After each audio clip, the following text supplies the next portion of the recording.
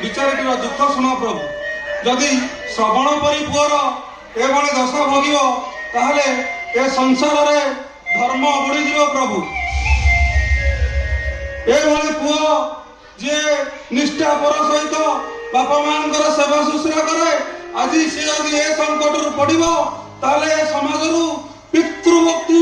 लोप पाई प्रभु पितृभक्ति लोप पाई मु भी ए निज सहित एकमत आपण